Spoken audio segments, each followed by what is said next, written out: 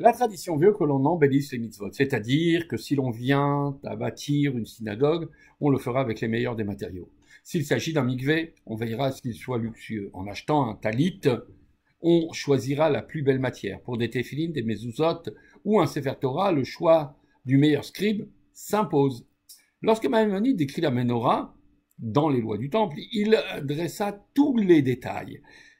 Sa matière, sa forme, sa taille, ses ornements, ses calices, ses boutons et ses fleurs. Enfin, il précise que la surface de tous ces éléments était ciselée et embossée par un geste d'orfèvre donnant la sensation des rainures d'amande. Les commentateurs de Maïmonide s'étonnent au sujet de cette dernière affirmation, car le sage affirme dans le Talmud que le sujet des embossures de la menorah est un des 3 sujets de loi qu'ils n'ont su résoudre à partir des textes de la Torah.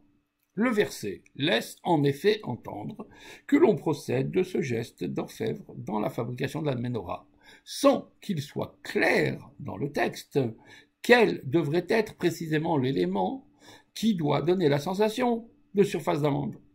Pourtant, ici dans le texte, Maïmonide assume et légifère à ce que cela vienne s'appliquer à toute la surface et à toutes les parties de la menorah. En fait, partant du principe énoncé en ouverture de nos propos, qui veut que nos mitzvot soient les plus parfaites, il est facile de répondre à la question des commentateurs. De par le doute énoncé par le Talmud et par souci de cohérence dans la structure et dans la technique empruntée pour fabriquer la menorah, pour que celle-ci soit la plus belle, la plus parfaite, il est évident, alors pour Maïmonide, que les embossures devaient recouvrir toute la surface.